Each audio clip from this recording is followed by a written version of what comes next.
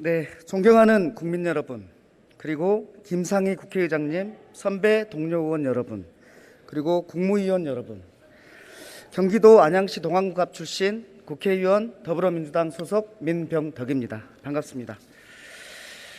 대한민국은 코로나19라는 감염병 위기에서 K방역으로 세계적인 조명을 받았습니다. 그 성과도 인정받았습니다. 최근에는 제2 진단키트와 최소 잔여형 백신 주사기를 생산하여 다시 한번 그 우수성을 입증받기도 했습니다. 그러나 코로나 위기 상황은 아직 끝나지 않았고 국민들의 고통 또한 여전합니다. 특히 이러한 상황에서 중소상공인 자영업자는 정부의 집합금지 등 행정명령 앞에서 민생이 벼랑 끝으로 내몰려 있습니다.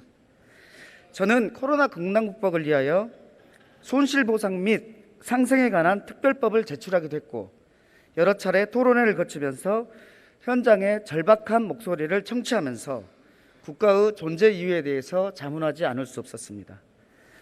국민의 생명과 안전에 대해 국가가 책임을 다하는 것, 이것이 국가안보라고 할 것인데 군사안보 이외에도 재난으로부터 국민의 생명과 재산을 보호하는 재난안보 역시 중요한 안보라고 할 것입니다.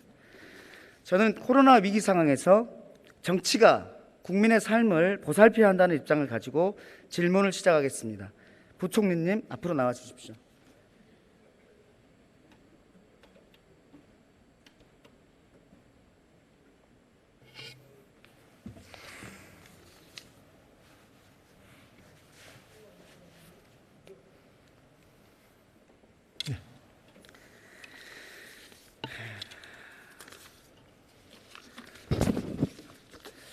고생이 많으시지요. 네. 부총리님, 전 세계적으로 비교했을 때 지금까지 K 방역의 성공 요인은 무엇이라고 생각하십니까? 예, 저희가 저는 3T 플러스 알파라고 했는데요. 첫째가 저희가 트레이스, 그러니까 추적이고요. 확진자를 갖다가 추적할 수 있는 것. 두 번째는 트리트먼트, 치료 관계였고요. 세 번째는 트랜스페런시, 투명성이라고 저는 생각하고요. 거기에 플러스 국민들의 적극적인 참여, 파티스페이션이라고 해서 저희가 대외적으로 설명할 때 이러한 4-5가지 요인들이 한국적 특이한 요인들이 결합돼서 이번에 K방역의 성공을 만들어냈다고 이렇게 설명하고 있습니다. 예, 추적, 치료, 투명성, 여기에 플러스 알파가 국민들의 자발적 참여와 네. 공동체를 위한 희생 때문이라는 네. 것이죠. 그렇습니다. 예, 저도 그렇게 생각합니다. 총님, 코로나 신빈곤층이라는 말씀 들어보셨습니까? 아무래도 코로나 충격이 더 어려운 분들한테 이렇게 몰려가면서 코로나 이후에 또는 코로나 과정에서 새롭게 어려움을 겪는 분들을 지칭하는 말로 생각이 됩니다. 네네. 우리가 자영업자들에게 정부가 했던 네. 재난지원금과 코로나 대출금 어찌 충분한가요? 그분들이 겪는 고통에 비하면은 제가 보기에 많이 부족할 걸로 생각이 됩니다. 저희도 정부도 동원할 수 있는 여러 가지 정책 수단은 최대한 동원해서 지원해 드리려고 노력을 했는데요. 의원님 지적의 취지대로 그분들 개개인한테는 많이 못 미쳤을 걸로 생각이 됩니다. 네네. 특별한 희생에는 특별한 보상이 뒤따라야 한다라는 헌법적 원칙이 있습니다. 네. 이것이 정의에 부합한다고 생각하시죠? 예. 예.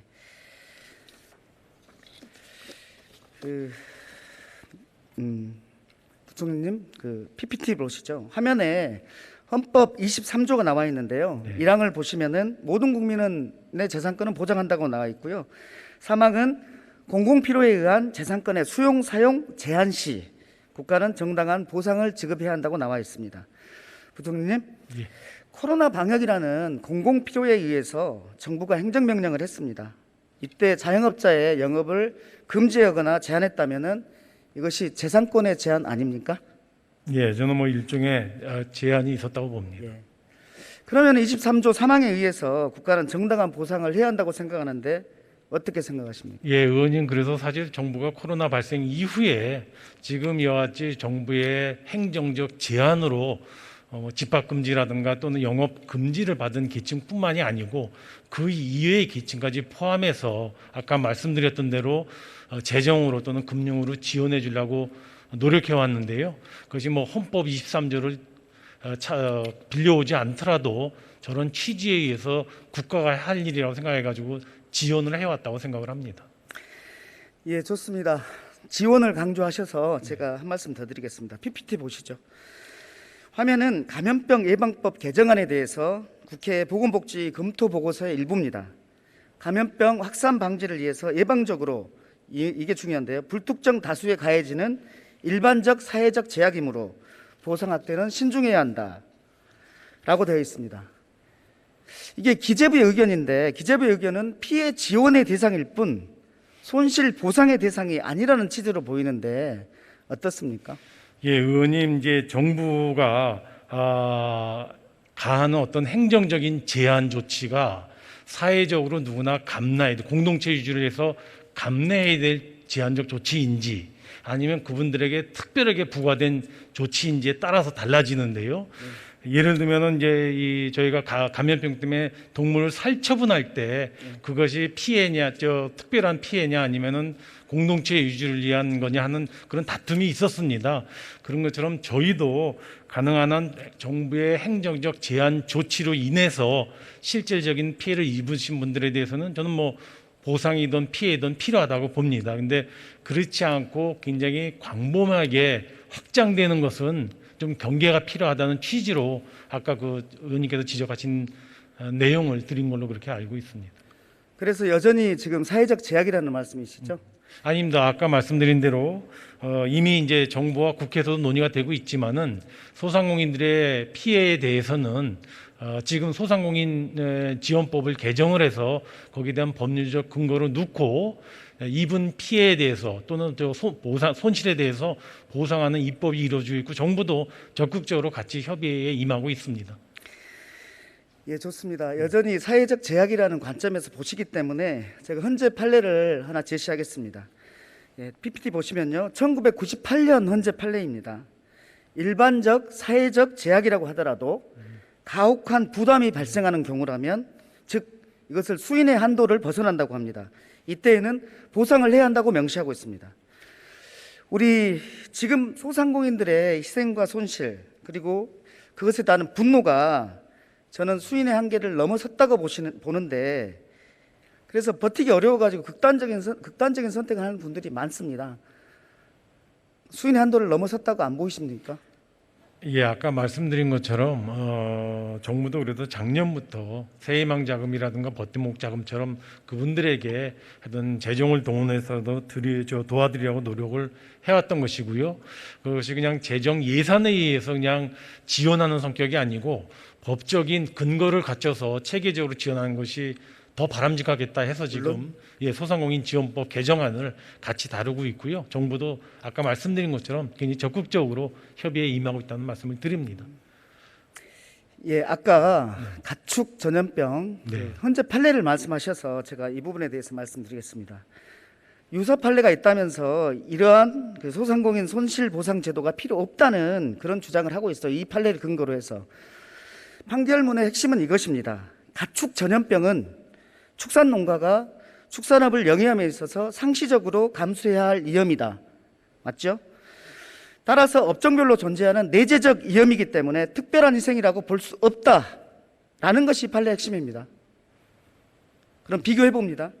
탁구장, 치킨집, 노래방, 학원 영업을 영위함에 있어서 코로나라는 전염병이 예측 가능한 내재된 위험인가요? 의원님, 아까 말씀드린 것처럼 초창기에 이 논의가 보상에 대한 법적 손실보상 제도를 도입하는 것과 관련돼서 여러 가지를 검토하는 과정에서 아까 의원님께서 말했던 헌재 판결도 서로 같이 검토가 되고 그랬던 것이고요. 그래서 말씀드리는 겁니다. 그 이후에 정부도 손실보상에 대한 법적 테두리를 갖추는 게 좋겠다는 거하고요. 또 피해에 대해서 정부의 행정적 제한 조치로 실질적으로 피해를 입으신 분들은 법상 근거에 의해서 정당하게 보상해 드리는 것이 좋겠다라고 정부도 판단을 하고 있습니다. 예, 저는 원칙을 바로 세우려고 말씀드리는 건데요. 이 현재 판례는 이 사안과 관계가 없습니다. 상식적으로 국민들로서는 이 판례를 가지고 손실보상이 의무가 아니라는 것에 대해서 받아들여지기가 힘듭니다. 전혀 엉뚱한 판례를 들고 나와가지고 손실보상 불가론을 펼치는 분들이 있어서 제가 말씀드리는 거고, 이게 기재부 내부에서 나온 검토 결과라는 것 때문에 제가 이렇게 말씀드리는 겁니다. 그래서 더 이상 기재부에서 국가는 보상 의무가 없고 단순히 시혜적 조치일 뿐이다, 이런 민생을 전혀 모르는 소리를 안 하셨으면 좋겠습니다. 속이 상합니다. 국민들 입장에서는. 오히려 이것은 국가의 의무인데 국가 재정상 어려움이 있으니 저를 포함한 우리 공직자들의 태도가 국민들에게 양해를 구해야 되는 거 아닐까요? 예, 의원님, 그래서 아까 말씀드린 것처럼 이번에 법안을 갖다 협의하는 과정에서 아마 의원님께서도 뭐 더 잘 아시겠지만은 손실 보상 또는 피해 지원해야 한다라고 아마 돼 있을 겁니다. 그것이 오히려 정부로서는 손실 보상하면은 손실을 입증하지 못하면은 보상을 받지 못하는 경우도 있지 않겠는가 싶어서, 예, 손실 손실 입증하는 보상 또는 간단한 방법에 대해서는 조금 이따 말씀드리겠습니다. 예, 그래서 손실 보상 또는 피해 지원이라는 두 가지 용어를 같이 써서 오히려 저희들로서는 더 지원을 쓰는 룸을 넓혀드리고자 노력했다는 말씀을 드립니다. 네, 그 고충을 이해하고요. 네. 다만 피해 지원하고 손실 보상의 다른 지점을 하나 얘기 드리겠습니다. 우리가 흔히 말하는 피해 지원, 재정 지원, 이것은 별도의 법적 근거가 없어도 됩니다. 네, 그렇습니다. 그리고 그 대상과 규모가 정책적 판단에 의해서 결정됩니다. 맞죠? 네, 그렇습니다. 외국에서는요, 그래서 이 법률의 근거 없이도 재정 당국이 적극적으로 재정을 수립해서 지원했습니다. 네, 그렇습니다. 저희도 그렇게 해왔고요. 네. 아니, 그런데 우리 기재부는 너무나 소극적으로 일관했죠. 오히려 재정이 화수분이라고 주장하면서 감내할 수 없는 희생을 치르고 있는 우리 국민들에게 그것을 떠넘기고 우리가 골든타임을 놓치고 이러고 있는 거 아닙니까? 홍남기 부총리님. 네, 의원님, 저는 동의하지 않습니다. 정부가 작년도에 추경을 4번씩이나 하면서 지원하려고 최대한 노력을 했고요. 저희가 소상공인들과 자영업자를 위해서 현금 지원한 3-4차례의 규모만도 이제 순순히 현금 지원만 14조가 넘습니다. 정부로서는 지급의 필요성하고 또 다른 여러 가지 형평성도 같이 감안하면서 최대한 지원의 폭을 높이려고 노력을 해왔는데요.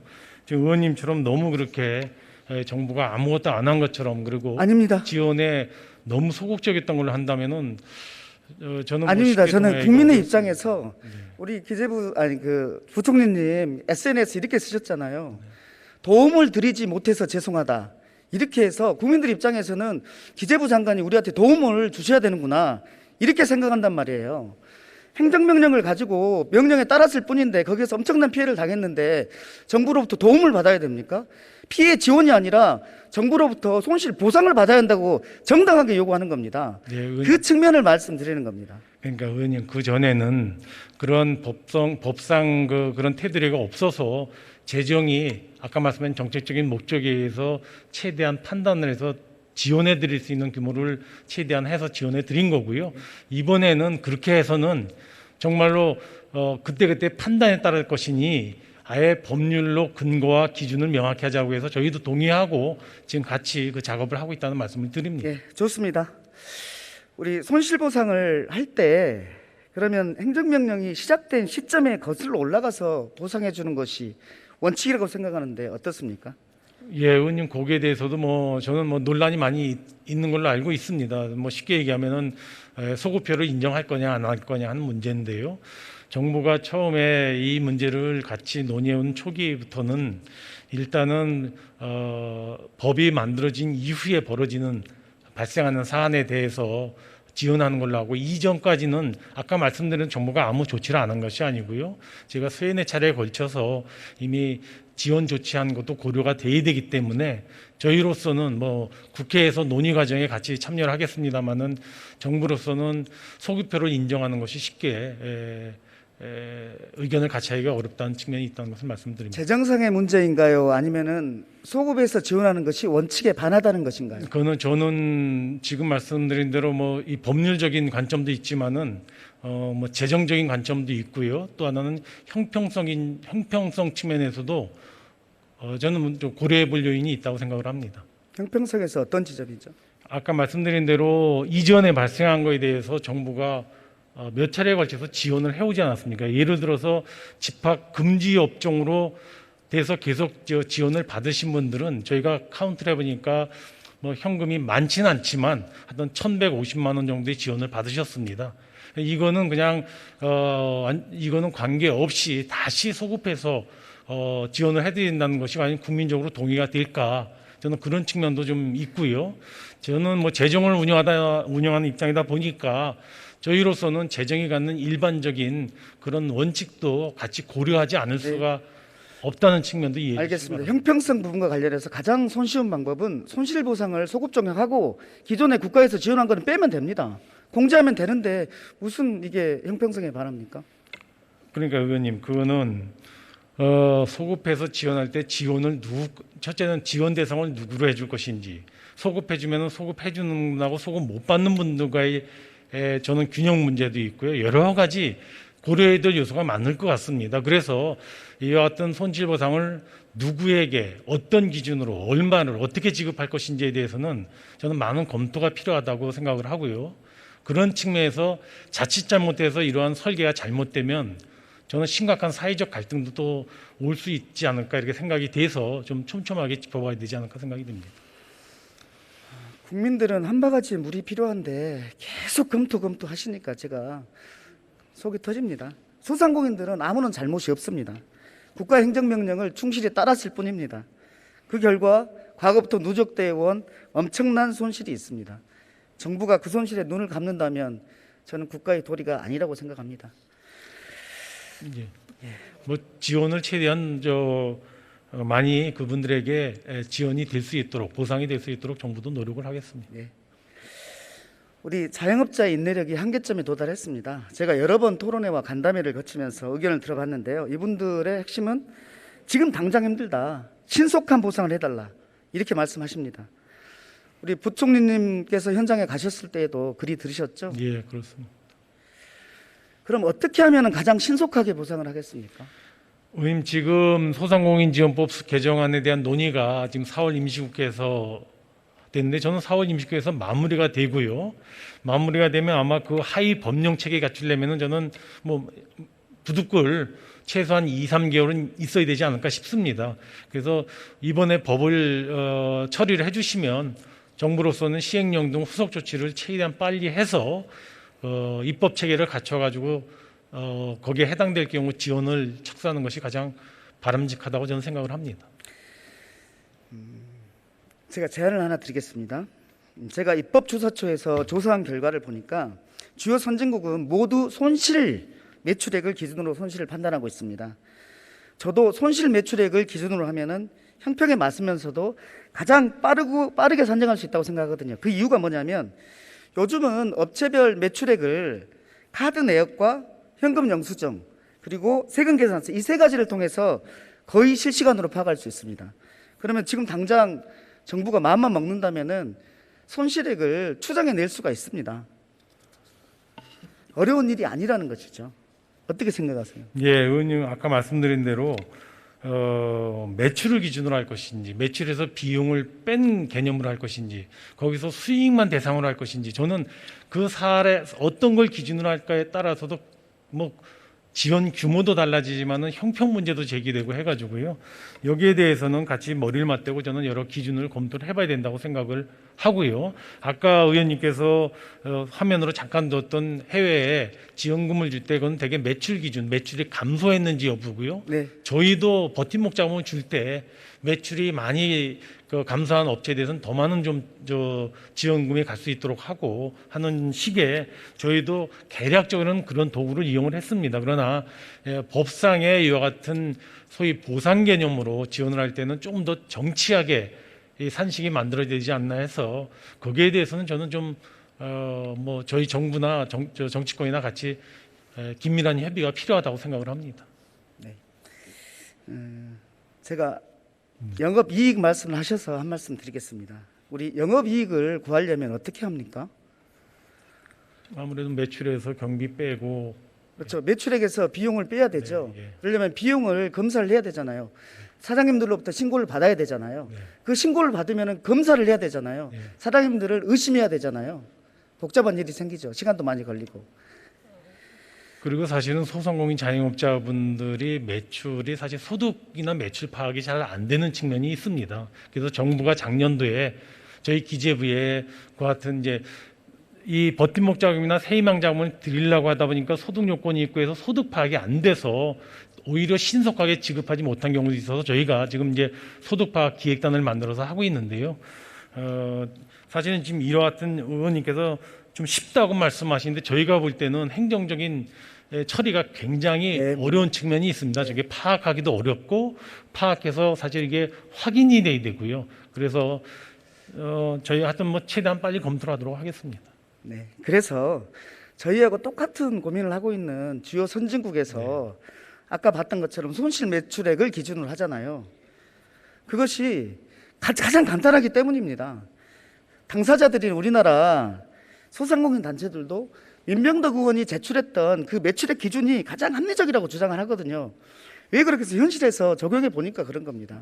그래서 계속 복잡한 얘기를 하면서 시간이 걸린다 하지 마시고 이 손실 매출액을 기준으로 하는 거에 대해서 좀 적극 검토 좀 부탁드립니다. 근데 의원님 제가 다시 한 번만 뭐 죄송합니다만 한 가지 더 말씀을 드린다면 선진국 어디도 저희처럼 입법적으로 보상 근거를 갖춘 나라는 없습니다. 이번에 코로나 위기를 겪으면서 다 정부가 어려운 소상공인 자영업자를 위해서 지원 조치의 일환으로 지금 말씀하신 기준에 의해서 지원하고요.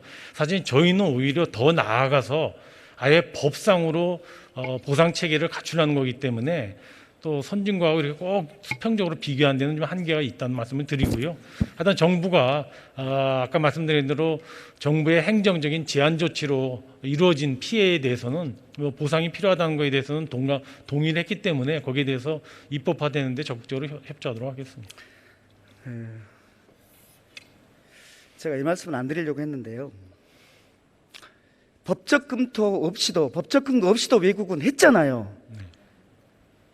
예. 재정 당국이 적극적으로 재정을 해서 했는데 우리나라는 재정이 하수분이야 하면서 안 하니까 국회가 나서서 저는 그걸 입법을 해서라도 하자고 의원님 제안한 저는 겁니다. 동의할 수가 없습니다. 왜 재정에 아무것도 안 했다고 판단하십니까?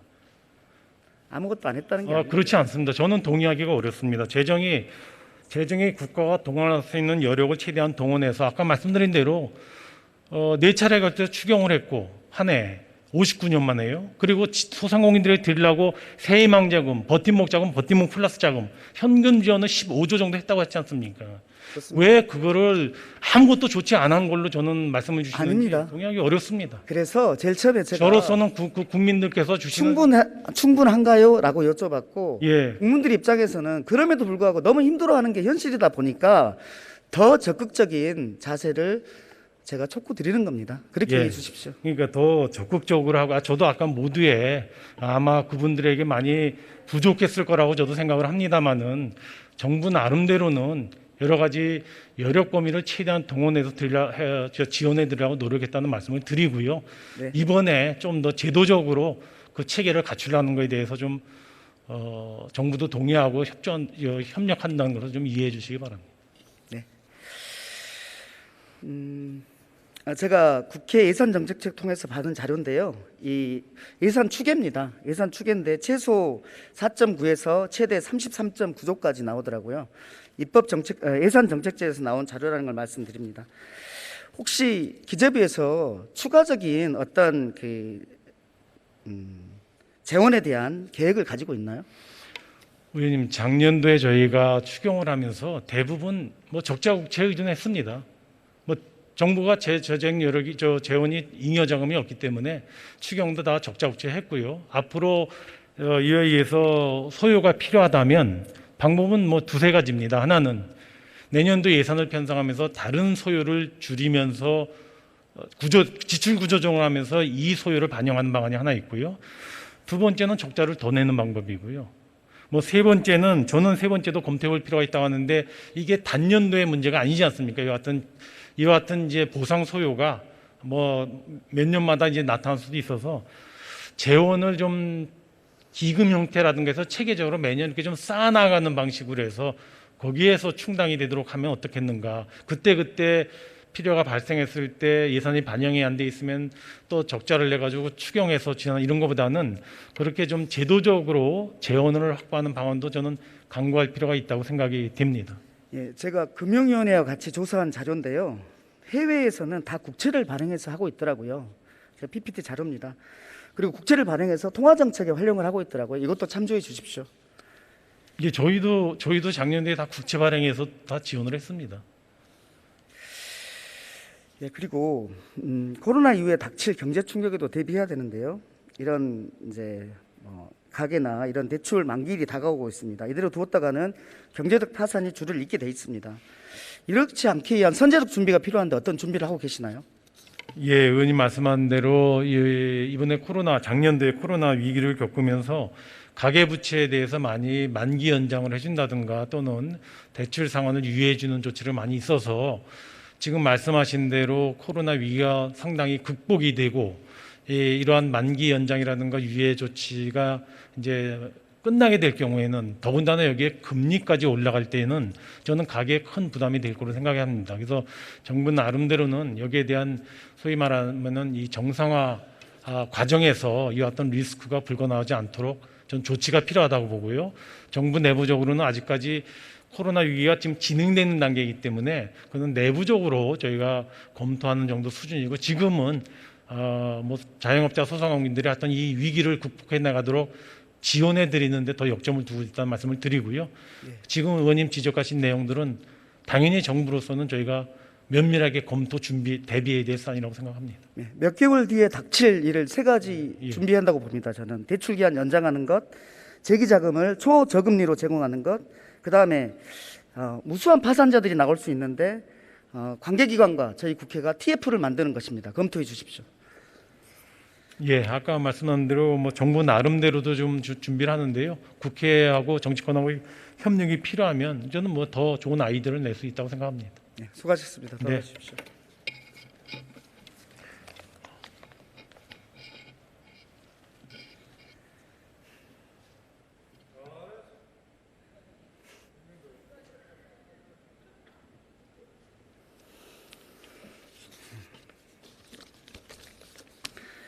네, 국민 여러분, 코로나로 전 국민이 위태롭게 버티고 있습니다. 수많은 국민들이 살려달라고 국가를 찾고 있습니다.